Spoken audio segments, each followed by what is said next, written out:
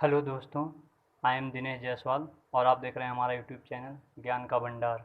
दोस्तों, आज का हमारा टॉपिक बेहद ही इम्पोर्टेंट है, जो किसी भी यूनिवर्सिटी के लिए उसमें पूछे गए क्वेश्चन का आंसर अकाउंट से रिलेटेड आपको मिलेगा। तो आइए हम लोग स्टार्ट करते हैं। पहला हमारा क्वेश्चन है, साझेदारी अधिनियम कब लागू हुआ, यानी कि पार्टनरशिप एक्ट। तो पार्टनरशिप एक्ट जो हमारा है 1932 में आया। दूसरा, साझेदारी में सदस्यों की न्यूनतम संख्या कितनी होती है। तो साझेदारी में न्यूनतम मिनिमम नंबर ऑफ पर्सन जो होते हैं इन पार्टनरशिप फर्म 2 होते हैं। साझेदारी में सदस्यों की अधिकतम संख्या कितनी होती है।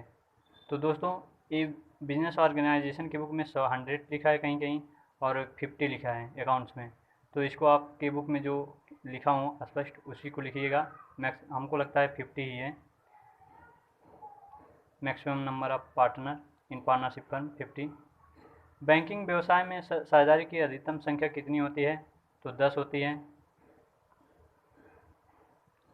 साझेदारी में लाभ हानि का बंटवारा किया जाना चाहिए। तो लाभ हानि का बंटवारा जो होता है वो साझेदारी संलेख यानी कि पार्टनरशिप डीड के अकॉर्डिंग होता है। साझेदारी का पंजीयन अनिवार्य है, यानी कि पार्टनरशिप का रजिस्ट्रेशन कंपलसरी है।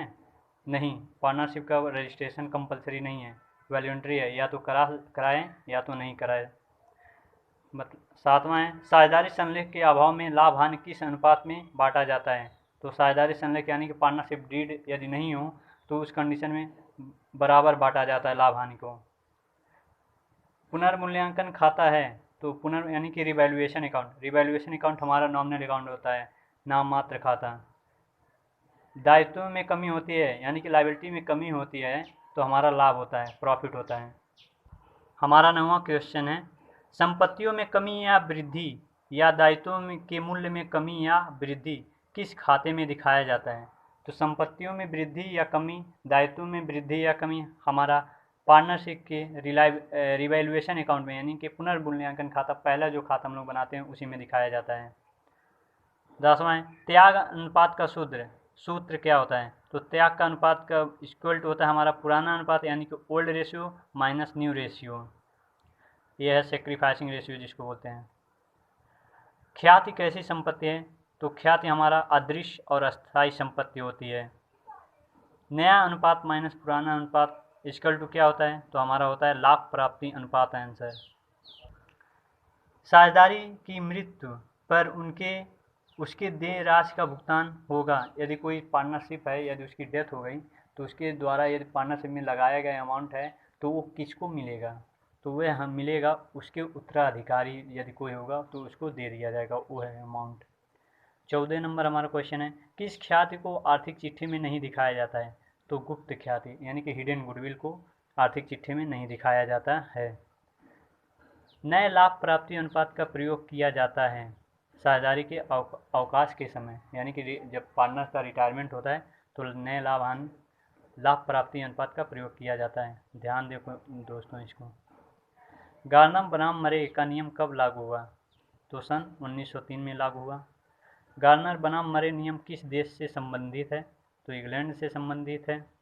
साझेदारी संस्था के विघटन में सर्वप्रथम कौन सा खाता बनाया जाता है। वसूली खाता यानी कि रियलाइजेशन अकाउंट। जब पार्टनरशिप का डिसोल्यूशन होता है तो सबसे पहले रियलाइजेशन अकाउंट बनाया जाता है। सभी साझेदारों के दायित्व असीमित होते हैं। पार्टनरशिप में कोई भी पार्टनर हो तो उसका दायित्व यानी कि उसकी लायबिलिटी अनलिमिटेड होती है, असीमित होती है। यस। फर्म के समापन में साझेदारी का समापन अनिवार्य है। जब फर्म ही नहीं रहेगा तो साझेदारी कहाँ रहेगा, इसलिए साझेदारी का समापन हो जाता है, कंपलसरी है। हाँ। अस्थायी संपत्ति के मूल्य में सैन्य यानी कि धीरे धीरे होने वाली कमी को क्या कहते हैं। तो उसको हरास कहते हैं। किस हरास पद्धति में हरास की राशि प्रतिवर्ष समान रहती है। तो अस्थायी परिवाग पद्धति यानी कि SLM स्ट्रेट लाइन मेथड में। हरास की कौन सी पद्धति में हरास प्रतिवर्ष घटता रहता है। क्रमागत पद्धति यानी कि डिमिनिशिंग मेथड। किस संपत्ति पर हरास नहीं लगता है।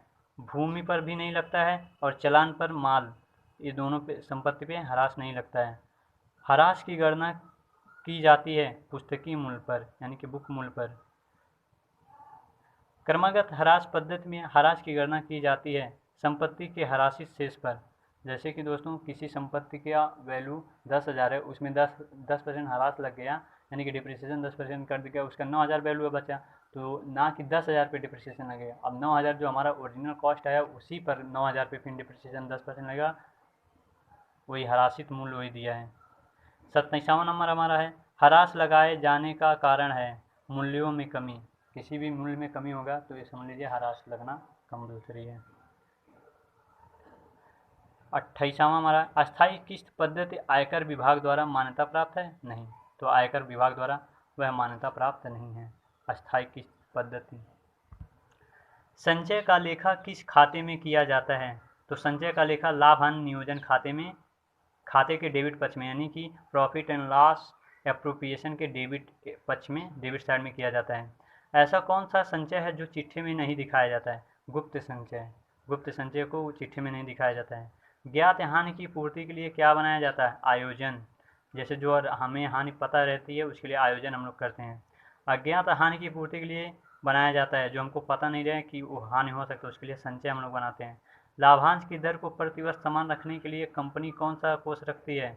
लाभांश समानीकरण कोष, जिससे प्रतिवर्ष डिविडेंड बराबर रहें, हमेशा इक्वल सभी शेयर होल्डर को मिलता रहे। आयोजन का बनाना कानूनी रूप से आवश्यक है? यस, कानूनी रूप से आवश्यक है, आयोजन बनाया ही जाना चाहिए, चाहे प्रॉफिट हो चाहे ना हो।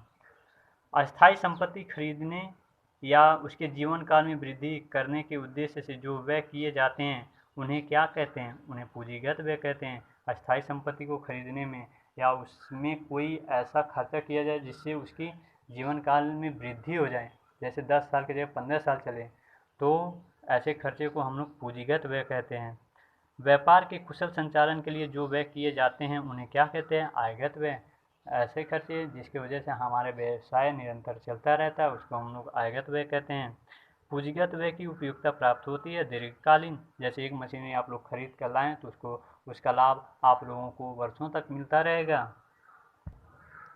आयगत व्यय की उपयोगिता प्राप्त होती है, यानी कि रेवेन्यू एक्सपेंडिचर की अल्पकालीन, शॉर्ट टर्म। जो हानि व्यापार से संबंधित है उसे कहते हैं आयगत हानि। बैंक के समाधान विवरण किसके द्वारा बनाया जाता है? व्यापारी के द्वारा बैंक समाधान विवरण बनाया जाता है। पासबुक होती है बैंक द्वारा बनाया गया ग्राहक के खाते की प्रति पासबुक होती है। बैंकिंग अधिनियम कब लागू हुआ? 1949 में लागू हुआ बैंकिंग अधिनियम। बड़े व्यापारी के लिए बैंक में कौन सा खाता उपयोगी है? चालू खाता, क्योंकि बड़े व्यापारी दिन भर में बहुत सारे ट्रांजैक्शन करते हैं, जिसके लिए उनको चालू खाता खोलना पड़ता है, और चालू खाता पर किसी प्रकार का ब्याज बैंक नहीं देती है, उल्टे व्यापारी से हुए हैं चार्ज करती है। किसी चेक का भुगतान बैंक की खिड़की से प्राप्त नहीं होता है। किस चेक का? तो रेखांकित चेक का भुगतान बैंक की खिड़की से नहीं मिल सकता है, इसका पेमेंट बैंक टू बैंक होता है। विनिमय विपत्र में कितने प्रकार होते हैं? कितने पक्षकार होते हैं? तो 3, यानी कि बिल ऑफ एक्सचेंज में 3 पक्षकार होते हैं। प्रतिज्ञा पत्र में कितने पक्षकार होते हैं? 2। प्रॉमिसरी नोट में 2 पार्टीज होती है। प्रतिज्ञा पत्र किसके द्वारा लिखा जाता है? तो ऋणी या देनदार द्वारा, यानी कि डेटर्स के द्वारा प्रॉमिसरी नोट लिखा जाता है। हुंडी लिखी जाती है, हुंडी मुड़िया भाषा में लिखी जाती है।